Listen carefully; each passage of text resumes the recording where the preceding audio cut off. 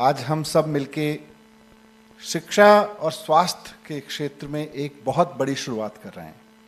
मुख्यमंत्री जी का निर्देश यही था कि मुझे ऐसी राजनीति करनी है जिससे आम आदमी को अच्छी शिक्षा और अच्छा स्वास्थ्य सरकारी सिस्टम से मिल सके और सरकारी सिस्टम पे उसका भरोसा कायम हो सके। तो ऐसे पैरेलल देखें तो शिक्षा और स्वास्थ्य के क्षेत्र में दिल्ली में बहुत उल्लेखनीय काम हुआ है। देश विदेश के लोग भी इस बात को मानते हैं, देखने भी आ रहे हैं, इस मॉडल्स को समझ रहे हैं। उसमें एक बहुत बड़ा प्रयोग सरकारी स्कूलों में तो जो काम हम कर रहे हैं, सुधार के, बिल्डिंग से लेके और तमाम पढ़ाई के रिजल्ट के कर ही रहे हैं। दिल्ली में पिछले 5-6 वर्ष के दौरान एक बहुत बड़ा प्रयोग हुआ आम आदमी मोहल्ला क्लिनिक। आम आदमी मोहल्ला क्लिनिक का ऐसे कहने के लिए हमारे देश में पहले भी प्राइमरी हेल्थ सेंटर्स के नाम पे कुछ कुछ प्रयोग होते थे, लेकिन वो प्राइमरी हेल्थ सेंटर्स बहुत ही फेल्ड मॉडल था, जिसको बनाने में लोगों का, सरकारों का इंटरेस्ट इसलिए रहता था, सत्येंद्र बताएंगे, सही करेंगे, कि कम से कम एक बिल्डिंग 50 करोड़ की तो बनती थी, 5 करोड़ की।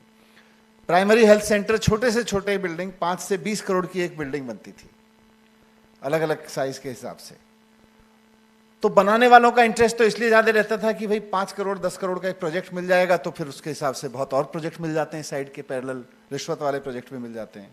ज्यादातर बनाने वालों का इंटरेस्ट इसलिए रहता था। और जब इंटेंशन ये है तो फिर वो चलना नहीं है, ये तय मान लो। जिसकी इंटेंशन में ये है, देश में जितने भी प्राइमरी हेल्थ सेंटर्स बने, उसमें बनाने वालों का, तय करने वालों का कहीं ना कहीं मोटिव ये रहा कि यार एक 5-7 करोड़ का, 10 करोड़ का एक प्रोजेक्ट मिल जाएगा तो देखेंगे ठेकेदार के साथ सेटिंग करके ऊपर से नीचे तक कुछ कुछ लोगों की कमाई हो जाएगी। और जब इतनी बैड इंटेंशन से प्रोजेक्ट शुरू होगा तो उसका हश्र क्या होगा, ये आप देश के किसी भी प्राइमरी हेल्थ सेंटर में जाके देख लो। जब नियति खराब है तो नियति तो खराब होगी होगी, इसलिए वो कभी चला नहीं, फेल्ड मॉडल है। सत्येंद्र जैन जी ने पीएचसी की स्टडी की, देश और दुनिया के प्राइमरी हेल्थ सेक्टर की स्टडी की, और फिर उसके बाद में दिल्ली में एक नया प्रयोग किया जो देश और दुनिया में कभी नहीं हुआ, मोहल्ला क्लिनिक का।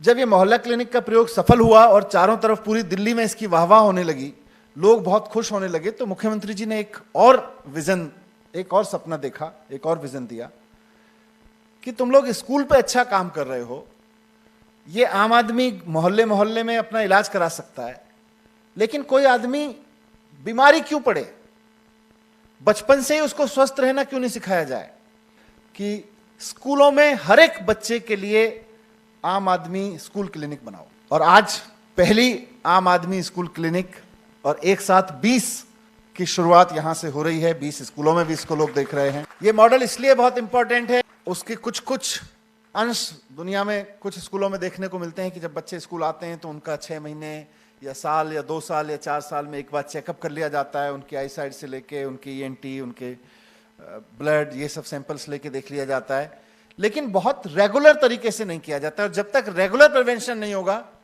You have to depend on cure, तब तक आपको केवल और केवल क्योर पे।